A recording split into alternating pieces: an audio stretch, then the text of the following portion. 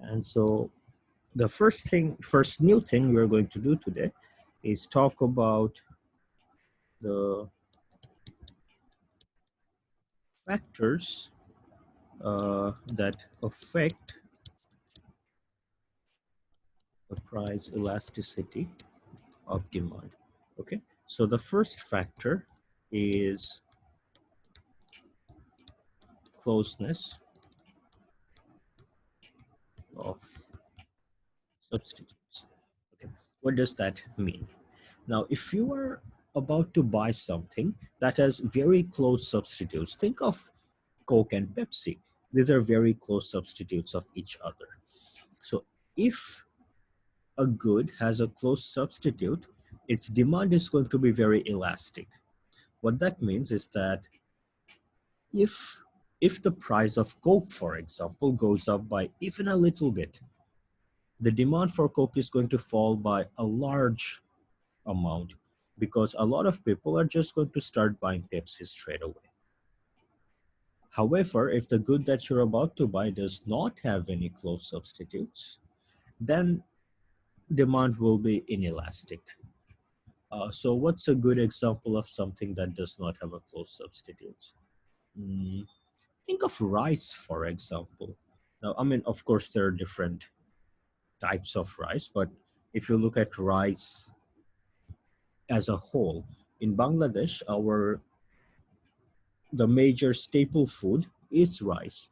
Everyone needs to have rice as part of their meal. So even if price of rice goes up by a lot, quantity demanded will not fall by a large amount. Medicines are an even better example because for basic medicines like paracetamols and stuff, there are substitutes, but for more specific medicines, there are not many substitutes. So for whatever specific sickness you have, you probably have that one medicine that you have to use. And so even if the price of this medicine goes up by a lot, you still have to buy it because you don't have another option. So if you have a if the good has a close substitute, then it will have elastic demand and no close substitute will lead to an inelastic demand. Okay. Number two, for factors that affect the, the elasticity of a good is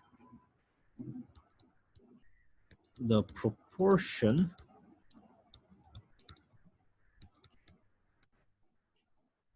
of income spent. Okay, so what that means is that what percentage of your income you spend behind a good will affect its elasticity. So think of something very cheap that you buy. So for example, when you go grocery shopping, mm, you may be buying, let's say, matches for your kitchen.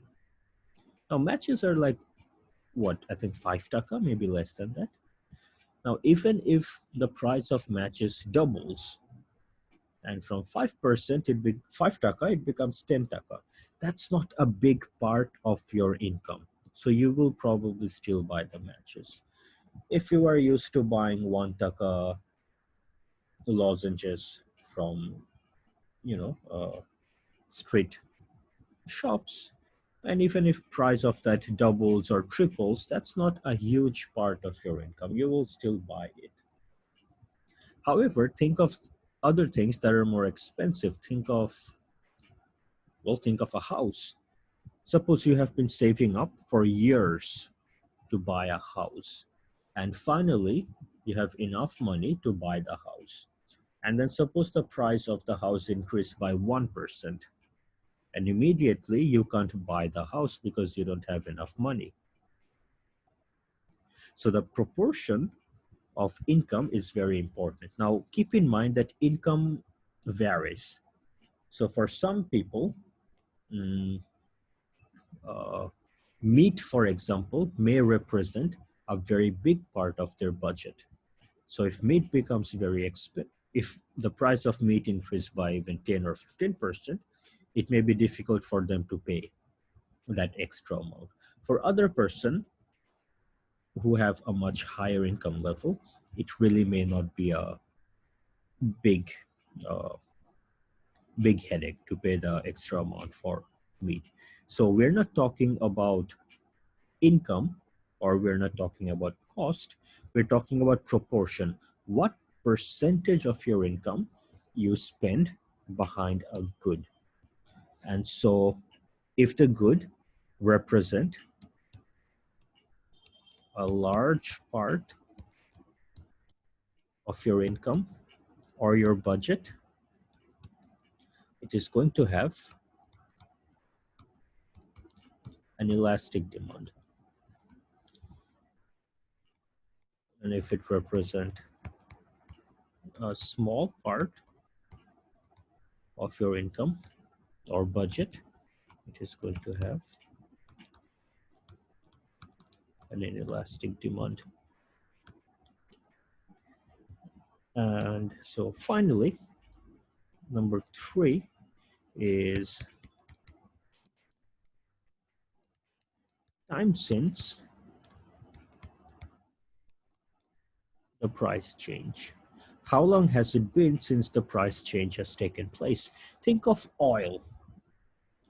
All our machineries, all our factories, our houses and cars, everything runs on oil. Now, if price of oil were to increase by a large amount tomorrow, what are we going to do? Are we going to shut down our factories and, you know, turn off the electricity? Are we going to effectively, will we turn off all the facilities that require oil and just say, all right, so we can't afford it anymore? Well, not really.